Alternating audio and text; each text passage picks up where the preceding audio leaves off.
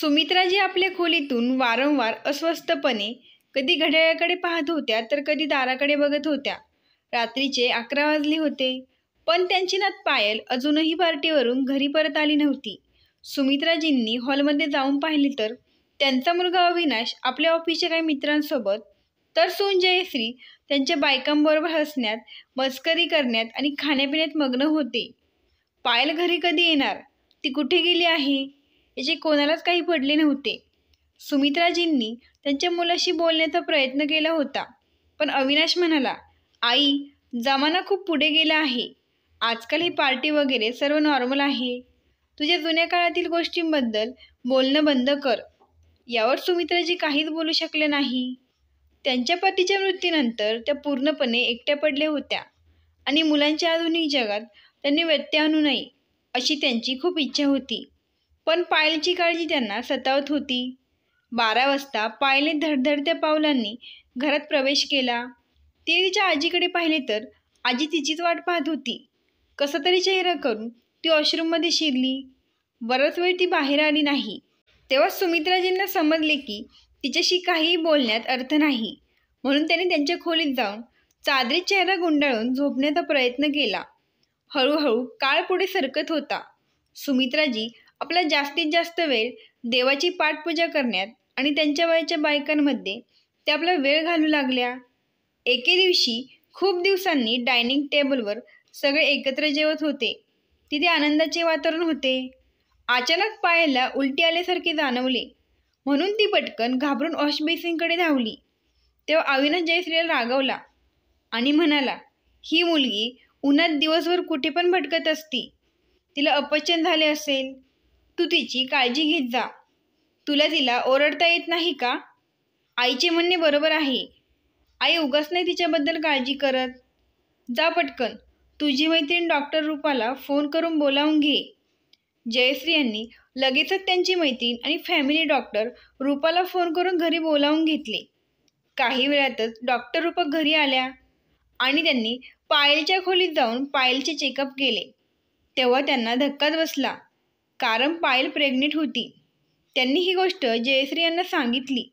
तेव्हा जयश्री यांनी तोंडावरच हात ठेवला आणि पटकन पायलच्या खोलीचा दरवाजा आतून लावून घेतला आणि त्या डॉक्टर रूपाला म्हणाल्या, रूपा, तू माझी मैत्रीण आहे ना, प्लीज तू आणखीन एकदा पायलचे चेकअप कर. तेव्हा रूपा म्हणाल्या, जेव्हा मी पायलच्या खोलीत आले तेव्हा तिला मी हात लावायच्या आधीच ओळखले होते की ती प्रेग्नेंट आहे. तरीही मी खात्रीसाठी तिचे चेकअप केले. ती प्रेग्नेंटच आहे. हे ऐकून जयश्री यांचे संपूर्ण शरीर घामाघूम झाले होते. ही गोष्ट कळताच त्यांच्या घरात गोंधळ उडाला. अविनाश संतापाने चिडला आणि त्याने पायलवर हात उगारला. तर डॉक्टर रूपा यांनी त्यांची समजूत काढत त्यांना शांत केले, कारण ही वेळ अशी नव्हती. यातून सेफ बाहेर कसे पडता येईल हा विचार डॉक्टर रूपा करत होत्या, कारण वेळ निघून गेली होती. आता एकच पर्याय उरला होता, तो म्हणजे बाळाला जन्म देण्याचा. क्षणभर पायलचे आई वडील आणि तिच्या आजीला सर्व काही संपल्यासारखे वाटत होते. मग जयश्री यांनी स्वतःवर नियंत्रण ठेवले आणि जयश्री रूपा डॉक्टरला विनंती करत म्हणाल्या, रूपा, तू माझी चांगली मैत्रीण आहेस. प्लीज हे बाहेर कोणाला कळून देऊ नको आणि प्लीज यातून बाहेर पडण्याचा काहीतरी मार्ग सांग. डॉक्टर म्हणाल्या, मीही तोच विचार करत होते, पण दिवस जास्त झाले आहेत आणि त्यावर काही उपचारही होऊ शकत नाहीत. आता एकच मार्ग आहे की तुम्ही पायलला इथून लांब कुठेतरी घेऊन जा आणि बाळ झाल्यावरच तुम्ही इथे परत या. तोपर्यंत तुम्ही इथे काहीही कारण सांगा, जेणेकरून तुमची बदनामी होणार नाही. माझ्या ओळखीचे एक डॉक्टर नाशिकचे एका खेडेगावात आहेत. मी त्यांच्याशी बोलेन. तुम्ही पायलला तिकडे घेऊन जा. त्यानंतर डॉक्टर रूपा यांनी पायलला विचारले, हे सर्व कसे घडले? म्हणजे तू प्रेग्नेंट?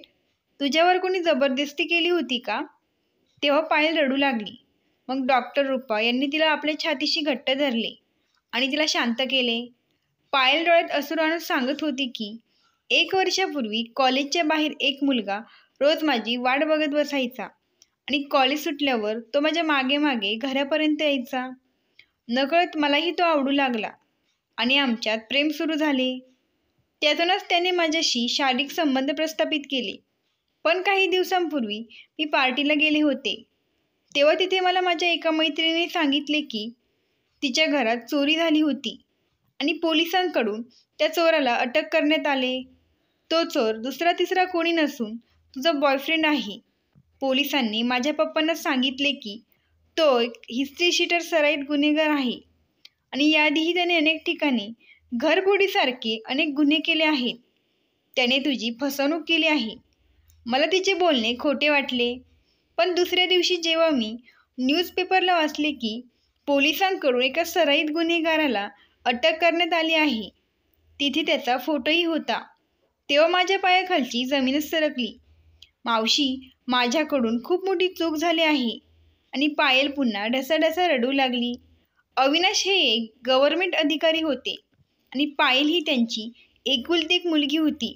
बदनामीच्या भीतीपोटी काही काळासाठी जयश्री त्यांच्या मुलीला घेऊन नाशिकच्या गावात गेल्या. घरातल्या सगळ्यांना माहीत होतं की कदाचित घराची इज्जत वाचवण्यासाठी त्यांच्याकडे हाच पर्याय आहे. नाशिकमधील ज्या गावात येऊन ते राहत होते ते शहरापासून जवळ असलेले एक अतिशय सुंदर गाव होते. आजूबाजूच्या निसर्ग सौंदर्याने मनाला अलौकिक शांती देत होते, पण तिथे दोघींच्याही मनाची अवस्था अशी होती की त्या पूर्णपणे शांत होत्या. काही दिवस निघून जातात, पण मायलेकी एकमेकींशी बोलतही नव्हत्या. जणू एकमेकांपासून खूप दूर होत्या. जी नेहमी एवढी बडबड आणि हसून खेळून राहणारी पायल आता तिला हसायची किंवा कसे बोलावे हे विसरल्यासारखे वाटत होते. जयश्री याही खूप उदास आणि काळजीत होत्या. त्यांना आपले सासू सुमित्राजींचे बोलणे सतत आठवत होते आणि त्यांच्या डोळ्यातून अश्रू वाहत होते. मी त्यांचा किती अपमान केला. त्यांनी मला कितीतरी वेळा समजावले, पण मी त्यांच्याकडे लक्ष दिले नाही. कदाचित देव मला याची शिक्षा देत असेल. त्यांनी मला किती वेळा सांगितले की आजकालचा जमाना खराब आहे. तुझ्या मुलीला खूप शिक्षण दे, पण तिला एवढे पण मोकळे सोडू नको की तिचे आयुष्य उद्ध्वस्त होईल. सुमित्राजींनी अनेक वेळा आपल्या सुनेला पायलची काळजी घेण्याची सूचना केली होती, पण आधुनिकच्या जंजाळात अडकलेल्या जयश्रीने त्यांचे कधीच ऐकले नाही. दुसरीकडे पायलने आजीचे कधीच ऐकले नाही. आजीने कितीतरी वेळा तिला हे प्रेमाने समजावले होते, पण तिला आजीचे ओल्ड फॅशन आणि जुन्या गोष्टी खूप बोर वाटत होत्या. जर तिने कधी आपल्या आजीचे ऐकले असते तर आज ती या संकटात सापडली नसती. पायलला जेव्हा जेव्हा तिच्या बॉयफ्रेंडचा विचार तिच्या मनात यायचा तेव्हा ती रागाच्या भरात मूठ घट्ट धरायची. तो किती फसवा होता. इतके गोड बोलून त्याने मला फसवले आणि नंतर तो मला अशा परिस्थितीत सोडून गेला. माझ्या आईने हे मला समजायला हवे होते की वयात आलेल्या मुलीने कधीही कोणाशी जास्त जवळीक साधू नये. हे आईने मला कधी समजावले असते तर हा दिवस मला पाहायला लागला नसता. ती आईचा तिरस्कार करू लागली. असेच काही महिने गेले आणि एके दिवशी तिने एका अतिशय सुंदर बाळाला जन्म दिला. आणि एक खास गोष्ट म्हणजे त्याच्या उजव्या हाताला 6 बोटं होती, ज्यामुळे ते बाळ सगळ्यांपेक्षा वेगळे होते. पण जेव्हा ते 3 महिन्याचे झाले तेव्हा एका पहाटेच्या सकाळी जयश्री यांनी पायल गाढ झोपेत असताना त्या मुलाला उचलले आणि मुलाला घेऊन ते एका मंदिराजवळ गेल्या. त्यानंतर त्यांनी देवाकडे माफी मागितली आणि हृदयावर दगड ठेवत त्या बाळाला मंदिराच्या पायऱ्यावर ठेवून त्या तिथून निघून आल्या. जेव्हा त्या घरी आल्या तेव्हा पायल नुकतीच उठली होती आणि ती तिच्या आईला म्हणाली, आई, माझं बाळ कुठे आहे? तेव्हा तिची आई म्हणाली, पायल बेटा, मला माफ कर, तू अनमॅरिड आहे. या पलीकडे आपल्याजवळ काहीच पर्याय नाही. पण आई, माझे बाळ कुठे आहे? तू काय केले त्याच्यासोबत? मी तुझ्या बाळाला एका मंदिराच्या पायऱ्यांवर सोडून आले आहे. हे ऐकून पायल खूप रडली, पण ती असाही होती. हे रडणं तिच्या आता नशिबी असणार हे तिला माहीत नव्हतं. तिच्या हृदयाचा तुकडा अज्ञात ठिकाणी सोडल्याने तिचे हृदय तुटत होते. आता ती उदास आणि विचारात हरवली असायची. हो, चूक तर पायलकडूनच झाली होती आणि त्याहूनही मोठी चूक तिच्या आईने केली होती. ती 3 महिन्याच्या बाळाला एका मंदिराच्या पायऱ्यांवर सोडून आली होती. त्यानंतर त्या दोघी पुन्हा शहरात आल्या आणि पायलने यातून कसेबसे सावरत आपल्या वडिलांच्या सांगण्यावरून पुन्हा तिचे शिक्षण सुरू केले. पण दुःख आणि उदासीनता तिच्यापासून दूर झाले नव्हते. बघता बघता काही वर्षे निघून गेली आणि पायलने आपले ग्रॅज्युएशन पूर्ण करून त्यासोबतच BEd केले. तिचे वडील तिच्या आईला तिचे लवकर लग्न करण्याचा आग्रह धरत होते, जेणेकरून पायल सर्व काही विसरून आपल्या कौटुंबिक जीवनात लक्ष केंद्रित करेन. एवढे लवकर चांगला मुलगा भेटणे खूप अवघड होते. पण काही दिवसातच योग्य मुलगा मिळताच पायलच्या अंगाला हळद लागली. पायलला तिची आवडही विचारण्यात आली नाही. एक प्रकारची तिला कठपुतली बनवण्यात आले होते. तिचे सासरचे घर खूप मोठं आणि एकत्र कुटुंब होतं. त्यांना हुंड्यांच्या रूपी अविनाश आणि जयश्री यांनी मनमोकळेपणाने पैशाने बऱ्याच महागड्या वस्तू दिल्या होत्या. काही अंशी या पैशाच्या झगमगाटापुढे त्या लोकांना जरी कधी काही कळले तरी ते पायलला कधी काही बोलणार नाहीत. पायल नेहमी घाबरलेली असायची. प्रत्येकाला वाटायची की मुलगी खूप सभ्य आणि सुसंस्कृत आहे. तिला पैशाचा गर्व नाही. पायलच्या लग्नाला खूप दिवस झाले होते, पण ती नॉर्मल होऊ शकली नव्हती. प्रत्येक क्षणी तिच्या मनात ती चूक केलेली भावना होती आणि ती घरात घाबरूनच राहत होती. तिच्या जावा, नंदा आणि दीर तिच्याशी मस्करी करायची, पण ती त्यांच्याशी फक्त मंद हसतच बोलायची. एके दिवशी तिच्या जावेने तिच्या नवऱ्याला घेरले आणि विचारले, भाऊजी, तुम्ही पायलला बाहेर कुठे फिरायला घेऊन का जात नाहीस? बघा बरं, ती घरात किती कंटाळली आहे. पायलचा नवरा सुनील हसत म्हणाला, अहो वहिनी, तुम्हीच तिला समजावून सांगा. ती जिकडे जाण्यासाठी हुकूम सोडेल मी तिला तिकडे घेऊन जाईल. तेव्हा पायलची जाऊ म्हणाली, भाऊजी, तुम्ही पायलला नाशिकला फिरायला घेऊन जावा. नाशिकचे नाव ऐकून पायल घाबरून फिकी पडली. तिच्या डोळ्यांसमोर तिचा भूतकाळ एखाद्या चित्रपटासारखा चमकू लागला आणि ती घाबरत म्हणाली, नाही, मला कुठेही जायचे नाही. तिची अशी प्रतिक्रिया पाहून सगळेजण तात्पुरते आश्चर्यचकित झाले, पण नंतर फारसे कोणी लक्ष दिले नाही. पायल आता जास्त अस्वस्थ होऊ लागली होती. कधी कधी सुनीला शंका यायची की तिला माझ्याशी लग्न करायचे नव्हते का, किंवा तिच्यावर दबाव टाकण्यात आला होता का. एके दिवशी त्याने पायलला थेट विचारलं, खरं सांग पायल, तुला दुसरं कोणाशी लग्न करायचं होतं का? पायल घाबरली आणि म्हणाली, नाही, तू असं का बोलत आहेस? माझ्याकडून काही चूक झाली आहे का? नाही, पण तू खुश दिसत नाहीस म्हणून विचारले. त्यानंतर पायल जोरजोरात हसण्याचा प्रयत्न करू लागली. खरं तर सुनील काही चुकीचं बोलत नव्हता. आता तर पायलच्या सासूबाई तिच्याबद्दल वेळोवेळी तक्रार करू लागल्या. पायल, तू आई कधी होणार? सुरुवातीला विचारले जाणारे हे प्रश्न चेष्टेपासून टोमणेकडे वळले होते. सुनील आणि पायलच्या सर्व टेस्ट नॉर्मल होत्या, पण कदाचित देवालाही ते मान्य नव्हते. तिच्या लग्नाला 5 वर्ष झाली होती, पण तिला अजूनही मूलबाळ नव्हतं. हळूहळू घरातील बायका कुजबुजायला लागल्या. ती वांज आहे हे शब्द तिच्या मनाला टोचत होते. तिला वाटत होते की सर्वांना ओरडून सांगावे की मला इतके सुंदर मूल झाले होते, परंतु ती फक्त तिचे अश्रू ढाळत होती. देवाचा न्याय तिला समजत नव्हता. ज्या मुलीला समज नव्हती त्या मुलीला देवाने आई का बनवले? आणि आता मला मुलाची आस लागली आहे आणि माझी झोळी रिकामी आहे. वा देवा, तुझे खेळ निराळेच आहेत. सुनीलचे आईवडील त्याच्यावर मूल होण्यासाठी सतत दबाव आणत होते, तर पायलची उदासीनता त्याला त्रास देत होती. अशा परिस्थितीत एके दिवशी त्याची आई त्याला म्हणाली, सुनील, तू तुझ्या बायकोला घटस्फोट दे, आम्ही तुझे दुसऱ्या मुलीशी लग्न करू. सुनील स्तब्ध झाला. नाही आई, आपण असे कसे करू शकतो? आई कडवटपणे म्हणाली, हो, आपण हे करू शकतो. लोकांना सांगता येईल ही चारित्र्यहीन आहे, तिची कोणाशी तरी प्रेमसंबंध आहेत असे सांगता येईल. तो आयुष्यभर हिच्यासाठी निपुत्रिक राहशील का? हे ऐकून सुनील अवाक झाला. पायलबद्दलची शंका त्याच्या मनात दाटून आली. पायल हे सर्व ऐकून ती एखाद्या दगडासारखी बनली होती. आता फक्त हेच ऐकणे बाकी होते. ती रडली नाही किंवा तिने काही विनवणी केली नाही. तिला जिथे जिथे सह्या करायला सांगितल्या तिथे तिथे तिने शांतपणे सह्या केल्या. 1 वर्षाच्या सामान्य प्रक्रियेनंतर दोघांनी घटस्फोट घेतला. पायलला फारसं वाईट वाटलं नाही. भीतीत जगण्यापेक्षा स्वतंत्र जगणं तिला चांगलं वाटलं. असो, ती एक जिवंत प्रेत झाली होती. त्या घटनेनंतर जणू तिच्या आयुष्यातून सारे रंगच निघून गेले होते.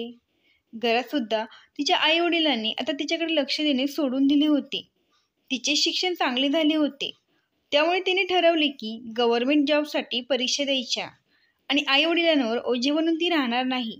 तिने शिक्षिकेसाठी फॉर्म भरला आणि ती परीक्षेची तयारी करू लागली. आणि त्यासोबतच ती घरात लहान मुलांचे ट्युशन क्लासेस घेऊ लागली.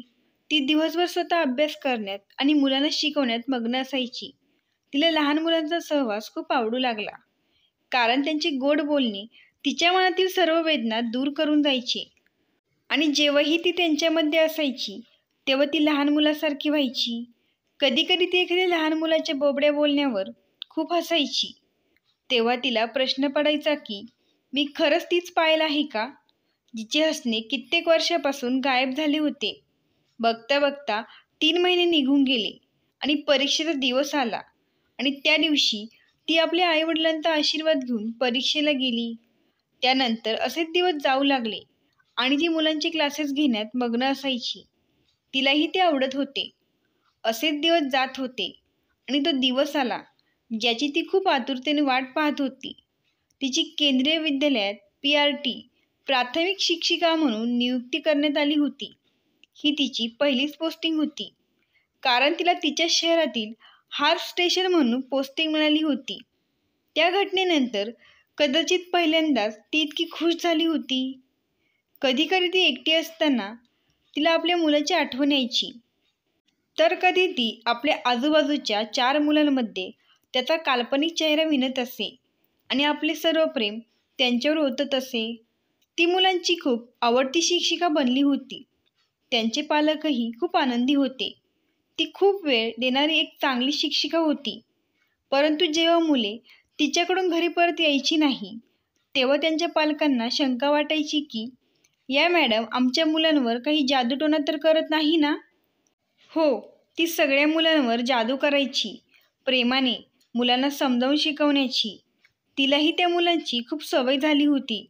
असेच दिवस महिन्यात जाऊ लागले आणि महिने वर्षात बदलू लागले. आणि आता पायल 48 वर्षाच्या झाल्या होत्या. सर्व काही व्यवस्थित चालले होते. एक दिवस अचानक पायल यांना मोठा धक्का बसला. त्यांची नाशिकला बदली झाली. नाशिक हे नाव ऐकून त्या काही क्षण हादरल्या. त्यांना या गोष्टींवर आनंद व्यक्त करावा की घाबरावे हे समजत नव्हते. देव जे काही करतो त्यात काहीतरी चांगुलपणा दडलेला असतो. जर माझी बदली झाली आहे आणि मी तिकडे जात आहे तर ते माझ्यासाठी काहीतरी चांगलेच असावे. महत्त्वाची गोष्ट म्हणजे मी आता स्वतःच्या पायावर उभी झाली आहे. त्या निरागस मुलांसोबत माझे संपूर्ण आयुष्य घालवले तरी कमी आहे. मुलांना इथे सोडून जात असल्याचे त्यांनाही वाईट वाटले, पण त्या काय करणार. आज त्यांना नाशिकला जायचं होतं. सगळ्या मुलांनी त्यांच्यासाठी वेगवेगळी कार्ड आणि भेटवस्तू आणल्या होत्या. काहींनी सुंदर गुलाब आणि बेलाच्या फुलांचा गुच्छ बनवला होता. त्यांच्यावरचे इतके प्रेम पाहून त्यांचे अश्रू थांबत नव्हते. त्यांनी स्वतःशीच विचार केला, कोण म्हणतं या जगात प्रेमाची कमतरता आहे. या भोळ्या मुलांकडे बघा आणि जमेल तितकं प्रेम गोळा करा. प्रेम देण्याची देवाची स्वतःची शैली आहे. पायल यांना नाशिकला येऊन 1 महिना झाला होता. सुरुवातीला त्या नवीन शाळा, मुले आणि आजूबाजूचे इतर लोक समजून घेण्यात व्यस्त होत्या आणि स्टाफ क्वार्टरमध्ये राहण्याची त्यांची व्यवस्थाही करण्यात आली होती. पायलजींना इथलं हवामान खूप छान वाटत होतं. त्या पहिल्यांदा 25 वर्षापूर्वी इथे आलत्या तेव्हा आणि आता यात खूप फरक होता. पहिल्यांदा आई झाल्याची भावना किती गोड असते हे सर्वांनाच माहीत असले तरी अविवाहित मुलीसाठी ही काळ्या पाण्याच्या शापापेक्षा आणि शिक्षेपेक्षा जास्त वेदनादायी असते. त्यांना प्रत्येक क्षण मरण पत्करून जगण्यास भाग पाडले जाते. कधी कधी पायलच्या मनात विचित्र प्रश्न यायचे. त्यांचा मुलगा जिवंत असेल का? जर तो जिवंत असेल तर तो इथेही असू शकतो आणि तो इथे असेल तर पायलजी त्याला भेटू शकेल का? प्रश्नांच्या वादळात त्यांचं मन डगमगू लागलं आणि ते अस्वस्थतेच्या भवऱ्यात बुडत राहिल्या. कित्येकदा त्या आपल्या मुलाचा शोध घेण्यासाठी तासनतास शहरातील प्रत्येक मंदिराच्या पायऱ्यांवर जाऊन बसायच्या. कदाचित काहीतरी चमत्कार घडेल या आशेने. पण त्यांनी कोणाला विचारावे तर काय विचारावे, कारण ह्या गोष्टीला आता 25 वर्षे झाली होती. कधी कधी त्या लहान मुलांसोबत त्यांचा सुट्टीचा दिवसही घालवायच्या. इथल्या सर्वांनी त्यांचा खूप आदर केला. त्यांच्यात एक चांगली सवय अशी होती की त्यांना जे काही यायचे ते त्या नेहमी दुसऱ्याला शिकवायच्या. कोणत्याही छोट्या मुलांमध्ये त्या आपल्या मुलाला बघायच्या आणि त्या मनात विचार करायच्या की तो आता खूप मोठा झाला असेल, तो आता तरुण असेल, कदाचित तो विवाहित असेल आणि त्याला मुलेही असतील. इथे नाशिकमध्येही पायल यांनी आजूबाजूच्या लहान मुलांची ट्युशन क्लासेस घ्यायला सुरुवात केली. या बहाण्याने त्यांचा वेळ निघून जायचा आणि त्या लहान मुलांसोबत राहण्याचा आनंद लुटायच्या. इथे सगळेजण त्यांचा खूप आदर करायचे. असेच पायल यांचे दिवस आनंदात जात होते. मनात फक्त एकच खंत होती, ते या जन्मात आपल्या मुलाला भेटू शकेल की नाही. त्यामुळे त्या मुद्दाम फक्त पहिली आणि दुसरीच्या वर्गाला शिकवत होत्या. पायल यांना कितीतरी वेळा प्रमोशन मिळाले तरी त्यांना ना आपल्या मुलाला सोडायचे होते ना नाशिकला. त्यांचा एवढा वर्षांचा अनुभव आणि मुलांशी इतकं चांगलं वागणं पाहून कोणीही त्यांच्यावर आक्षेप घेऊ शकत नव्हते. पायल यांना अनेक वेळा उत्कृष्ट शिक्षिका पुरस्कार देऊन गौरविण्यात आले होते. त्यांच्यासाठी या लाडक्या मुलांसोबत असण्यापेक्षा मोठा पुरस्कार कोणताच नव्हता. त्या दिवशी खूप पाऊस पडत होता. मुलं आता शाळेत आली होती. मग पावसाचा दिवस कसा घोषित करायचा? आता त्यांना कसे तरी आपले वर्ग सांभाळायचे होते. पायल इयत्ता दुसरीच्या क्लास टीचर होत्या आणि त्यांचा वर्ग तिथे चालू होता. त्यांच्या वर्गातील जवळजवळ सर्व मुले त्यांना शिक्षिकापेक्षा त्यांची आई किंवा आजीसारखे समजत असे. अनेक वेळा ते पायल मॅडम यांना चुकून आई म्हणायचे. मग ते त्यांना रोज छान छान गोष्टी सांगायच्या आणि कविता शिकवायच्या. आजही सर्वजण पावसाच्या वातावरणात कविता शिकत होते. पायल मॅडम पहिली ओळ बोलल्या आणि मग सर्व मुले त्यांच्या मागे म्हणू लागले, rain rain go away, come again another day. ही कविता गाताना मुलांना खूप मजा येत होती. आत्तापर्यंत जी मुलं रडू लागली होती, घरी जाण्याचा आग्रह धरत होती, तेही खुश झाले आणि आनंदाने कविता म्हणू लागले. पायलजीजवळ ही छोटी मुले त्यांच्या सर्व लहान मोठ्या कामांसाठी बेधडकपणे यायचे आणि म्हणायचे की, मॅम माझ्या बुटाची लेस बांधली जात नाही, मॅम माझ्या बॅगचे बटन उघडले जात नाही. अशा गोष्टींमध्ये ती मुलं पायल मॅडमला व्यस्त ठेवायचे. त्या वर्गात रोहन नावाचा एक लहान मुलगा होता, जो त्यांचा सर्वात खास आणि त्यांना प्रिय होता. त्या लहानग्या मुलात काय आकर्षण होतं माहीत नाही. त्याला उचलताच पायलजींना काहीतरी मनात वेगळं जाणवत होतं. त्या मुलाचाही पायलजींवर अधिकार होता, जणू तो त्यांच्या घरचाच मुलगा आहे. पायलजी यांना जितकं त्या मुलाला स्वतःपासून दूर ठेवायचं होतं, तितकंच त्यांचं मन त्या मुलाकडे वळत होतं. त्यांना वाटायचं की कदाचित या मुलाशी माझे काही भूतकाळातील संबंध असावेत. दुसऱ्या दिवशी शाळेत ओपन डे असल्यामुळे पायलजींनी सर्व मुलांच्या डायरीत लिहिले की यावेळी प्रत्येकजण आपापल्या आईवडिलांसह येईल. रोहनच्या आईवडिलांना भेटण्याची त्यांच्या मनात काहीशी उत्सुकता होती. दुसऱ्या दिवशी पालक सभेला सर्व पालकांनी हजेरी लावली होती. पालक सभा झाल्यावर पायलजी खूप व्यस्त होत्या. सर्व पालकांनी त्यांना घेरले होते. सर्वजण आपल्या मुलांबद्दल त्यांच्याकडून जाणून घेत होते आणि पायलजींकडून विविध प्रकारच्या टिप्स घेत होते. एका मुलाची आई म्हणाली, तुम्ही याला कसे समजवता? तो पूर्णपणे तुमचे ऐकतो. तुम्ही त्याला फास्ट फूड खाण्यास मनाई केल्यामुळे आता त्याने घरी बनवले अन्न खायला सुरुवात केली आहे. दुसरी म्हणाली, मॅडम आमचा मुलगा घरी आल्यावर मोबाईल सोडत नाही, काय करावे कळत नाही. ही मुलं अजिबात ऐकत नाही. त्या मुलाचे आई बाबा दोघेही खूप दुःखी झाले. पायलजी म्हणाल्या, या छोट्याशा वयात ते तुमचे ऐकणार नाही तर मग कोणत्या वयात तुमचे ऐकणार? याचा विचार करा आणि मला सांगा. अहो मुलं म्हणजे ते ओल्या मातीसारखे आहे. तुम्ही त्यांना हवा तो आकार देऊ शकता. तुम्हाला तुमच्या मुलाची मोबाईलपासून सुटका हवी असेल तर आधी तुमचा मोबाईल तुम्ही तुमच्यापासून लांब ठेवा. या मुलांना काही शिकवावे लागत नाही, ते फक्त तुमचे अनुकरण करतात. रोहनची आई एकटीच आली होती. तिने सांगितले की तिचे पती डॉक्टर कुणाल खूप व्यस्त होते आणि ते येऊ न शकल्याने माफी मागत होते. ते तुम्हाला लवकरच भेटतील. आमचा मुलगा दिवसभर फक्त तुमच्याबद्दलच बोलत असतो, त्यामुळे त्याच्या वडिलांची तुम्हाला भेटण्याची उत्सुकता खूप वाढली आहे. पायल हसत हसत सगळ्यांच्या प्रश्नांची उत्तरे देत राहिली. आयुष्यात कधी आणि कोणते वळण येईल हे कोणीच सांगू शकत नाही. आपण वर्षानुवर्ष त्या व्यक्तीची खूप आतुरतेने वाट पाहतो आणि तो आपल्या आजूबाजूला असला तरी आपण त्याला ओळखू शकत नाही. जर अचानक ते आपल्या समोर आले तर आपण आपल्या नशिबावर विश्वास ठेवत नाही. परंतु जेव्हा आपल्याला समजते तेव्हा धक्का बसतो. पायल मॅडम त्यांच्या चांगल्या स्वभावामुळे फक्त शाळेतच नाही तर संपूर्ण शहरातही लोकप्रिय होत्या. जिथे त्या जायच्या तिथे सगळे त्यांचा आदर करायचे. आज अचानक पायल मॅडमला ताप आला. कदाचित व्हायरल असल्यामुळेच त्यांना खूप अशक्त वाटत होते. त्यामुळे त्यांनी शाळेतून सुट्टी घेतली होती. अशा कठीण काळात माणसाला आपल्या कुटुंबाची मोठी गरज भासते. म्हणायला तर सगळे आपलेच असतात, पण शेजारी काय चालू आहे हे त्यांना न सांगता कसे कळणार. त्यांना वाटले की हा किरकोळ ताप आहे आणि तो 1-2 दिवसात बरा होईल. त्यामुळे कोणाला कशाला त्रास द्यावा. आजारपणात चुकीच्या विचारांनी मनाला त्रास होतो. त्यांचीही तीच परिस्थिती होती. माझ्या तरुणपणी मी जी चूक केली होती ते खरोखरच पाप होते, ज्यासाठी मला या जन्मात देवाकडून क्षमा केली जाणार नाही. पायलजींना वाटत होतं की अशा चुका या वयात अनेकदा होतात, पण एवढी मोठी शिक्षा न्याय आहे का? चूक, याला तुम्ही चूक म्हणता? एखाद्या निष्पाप बाळाला सांभाळायचे नव्हते तर मग जन्म देऊन कोणाच्या हवाले केले होते?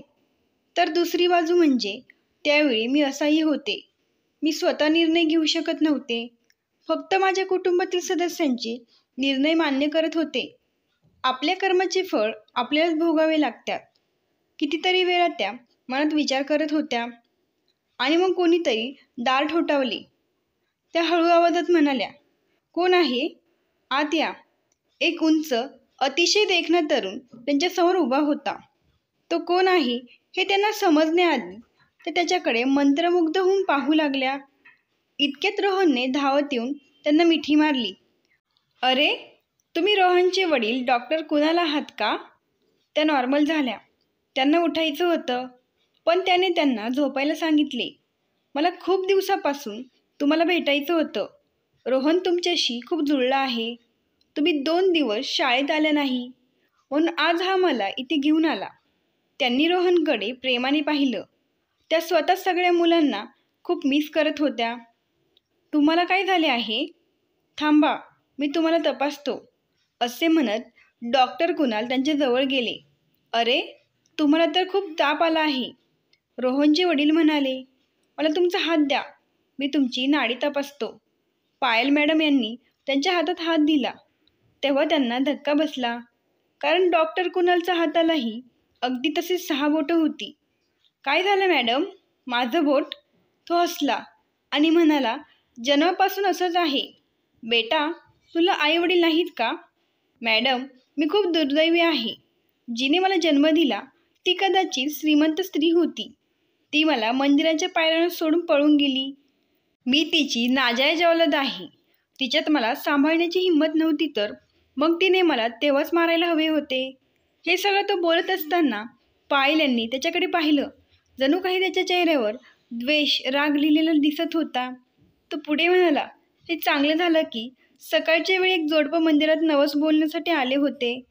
पण नवस बोलण्यापूर्वीच देवाने त्यांचा नवस पूर्ण केला होता. पायऱ्या चढत असतानाच त्या जोडपाने मला तिथे पाहिले आणि त्यांनी मला तिथून उचलून त्यांच्या घरी नेले. त्यांच्या लग्नाला 8 वर्षे झाली होती, तरीही त्यांना मूलबाळ नव्हते. म्हणूनच ते नवस बोलण्यासाठी त्या मंदिरात आले होते. त्यानंतर त्यांनी माझा पोटच्या मुलाप्रमाणे सांभाळ केला आणि मला या समाजात एक चांगले माणूस बनवले. पण काळाची क्रूरता बघा, ते सुद्धा अपघाताचे बळी ठरले.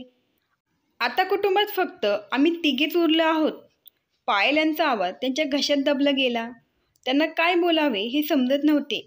त्यांनी या वेळेची किती वाट बघितली होती आणि आज ती वेळ आली, पण तीही अशी. जीवनात अनेक वेळा माणूस खूप असाही होतो. सर्व प्रयत्न केल्यावर त्याला अपेक्षित गोष्ट मिळते, पण त्यासाठी कुठेतरी मोठी किंमत मोजावी लागते. पायलांना त्यांचा मुलगाही सापडला होता, पण त्या इतक्या असहाय्य होत्या की त्यांची इच्छा असूनही त्या त्याची दुर्दैवी आई आहे हे सांगू शकत नव्हत्या. जिचा तो खूप तिरस्कार करत होता. पायल यांच्या मनावर आणि हृदयावर याचा एवढा परिणाम झाला की जणू त्या हसणं पुन्हा एकदा विसरल्या होत्या. त्या श्वास घेत होत्या, पण त्यांचं जगणं कुठेतरी गायब झालं होतं. त्यांच्या इतके जवळचे कुणीही नव्हते जे त्यांच्यातील हे बदल ओळखू शकेल. पण दिवसेंदिवस त्यांची तब्येत बिघडत चालली होती. ताप काही उतरतच नव्हता. त्यांच्या जीवनाचा भ्रम निराश झाला होता. आत्तापर्यंत त्यांच्या मनात आपल्या मुलाला भेटण्याची आशा होती, पण तो भेटेल याची कल्पनाही त्यांनी केली नव्हती. आणि तीही अशा प्रकारे. कधीकधी त्यांना डॉक्टर कुणाल यांचा फोन यायचा. तो त्यांची तब्येत कशी आहे विचारायचा. तेव्हा पायल मॅडम त्याला बरी आहे असल्याचे सांगायच्या. त्यांना वाटायचे की मी त्याला काय सांगू, तो माझा कोण लागतो. बरेचदा आपण आयुष्यभर लढत राहतो आणि जेव्हा गंतव्य आपल्या समोर असते तेव्हा आपण हिंमत हारतो आणि आपले हात खाली करतो. यावेळी पायल यांचीही तीच अवस्था झाली होती. आता पुन्हा पायल मॅडम यांची प्रकृती खालावल्यामुळे खूप दिवसापासून त्या शाळेतून सुट्टीवर होत्या. मग एक दिवस पुन्हा डॉक्टर कुणाल यांनी पायल मॅडम यांना त्याच नर्सिंग होममध्ये दाखल केले जिथे तो काम करत होता. खरे तर डॉक्टर कुणाल पायल यांना भेटायला त्यांच्या घरी गेले होते. तेव्हा पायल मॅडम त्याला बेशुद्ध अवस्थेत दिसल्या. त्याला असेही वाटले की काही अज्ञात धागा आपल्याला पायल मॅडमकडे खेचत आहे. त्यांनी पायल मॅडम यांच्या खालावलेल्या तब्येतीबद्दल त्यांच्या वरिष्ठ डॉक्टरांशी चर्चा केली, कारण दिवसेंदिवस त्या अशक्त होत चालल्या होत्या. जणू काही औषध त्यांच्यावर काही काम करत नाही. वरिष्ठ डॉक्टरांनी सांगितले, असे दिसते की त्यांना मोठा धक्का बसला आहे. त्यांच्या जगण्याचे कोणतेही कारण उरले नाही. ते देखील न समजले डोके काहीतरी बडबडत आहे. डॉक्टर कुणालने काही काळ मॅडमचे निरीक्षण केले. डॉक्टर बरोबर होते, त्या खरंच काहीतरी बडबडत आहेत. माझ्या मुला, मला माफ कर, माफ कर, आणि त्या बेशुद्ध पडायच्या. डॉक्टर कुणाल म्हणत काहीतरी ठरवून त्यांच्या घरी गेला. त्याच्याकडे मॅडमच्या घराची चावी होती. त्या दिवसापासून त्याने तिथे शोध सुरू केला. कदाचित त्यांना त्यांच्या समस्येबद्दल काहीतरी मिळू शकेल. शोधूनही देव सापडतो आणि कुणालला त्यांची डायरी मिळाली ज्यात त्या त्यांचं मन मोकळं करायच्या. ही डायरी त्यांच्या एकटेपणाची सोबती होती. त्यांचं सारं आयुष्य खुल्या पुस्तकासारखं खुल्लं होतं. डायरीचे एक एक पान वाचताना कुणालचे हृदय धडधडू लागले. डोळ्यातून अश्रू वाहत होते. त्याला तो दिवस आठवला जेव्हा मॅडम त्याच्या बोटाकडे पाहत होत्या. ही माझी आई आहे. अरे, त्या दिवशी मी त्यांना किती वाईट बोलत होतो. त्याला मनात खूप पश्चाताप होऊ लागला. आईची डायरी वाचून त्याच्या लक्षात आले की अविवाहित आई बनणाऱ्या प्रत्येक मुलीच्या मजबुरी समजून घेतल्या पाहिजे. ही एक चूक आहे ज्यासाठी इतर अनेक कारणे देखील कारणीभूत असू शकतात. त्या मुलींना द्वेष आणि उपेक्षा नाही तर सहानुभूतीची गरज असते. एक वय असते जेव्हा एखाद्या मुलीकडून नकळत चूक होते, पण तिला इतकी शिक्षा मिळू नये. त्याच्या आईवरचे प्रेम ओसांडून वाहत होते. शेवटी ती त्याचीच तर आई होती. कुणाल लवकरच मनात काही निर्णय घेत नर्सिंग होमला पोहोचला. पायल यांचा हात हातात घेतला आणि त्यांच्या कानात हळुवारपणे कुजबुजला, आई, माझी प्रिय आई, मी तुझा मुलगा आहे, तुझा कुणाल आहे. पायलच्या अंगात काहीतरी घडलं. हे ऐकून ती हळूच बेभान झाली आणि समोर कुणालला प्रेमाने आई म्हणताना पाहून त्यांच्या निर्जीव शरीरात कोणीतरी जीव फुंकल्यासारखा भास झाला. लवकरच त्यांना बरे वाटू लागले. हो, आजारी पडण्याचं कारण तेच होतं आणि बरे होण्याचे कारणही तेच होतं. एकीकडे कुणाल आणि त्यांची सून आणि दुसऱ्या बाजूला रोहन, त्यांचा लाडका नातू बघून त्या आनंदाने भरून गेल्या होत्या. आता त्यांना जगातील सर्व सुख मिळाले होते. कोणीतरी बरोबरच म्हटले आहे, देव देतो तेव्हा भरभरून देतो. उशिरा का होईना देवाने पायलजींना त्यांच्या मुलाशी पुन्हा भेटवले होते. कुणाल आणि त्याची पत्नी ईशा यांनी पायलजी यांना आयुष्यावर वंचित असलेले सर्व प्रेम आणि वात्सल्य परत दिले. दोघांनीही त्यांच्या आईची खूप सेवा केली. त्यानंतर पायलजींच्या आयुष्यात कोणतीही अडचण आली नाही आणि त्या आपला मुलगा, सून आणि नातवासोबत आपल्या आनंदाने जीवन जगू लागल्या. मित्रांनो, ही कथा आवडल्यास प्लीज लगेच सबस्क्राईब करा. धन्यवाद. आभारी आहोत.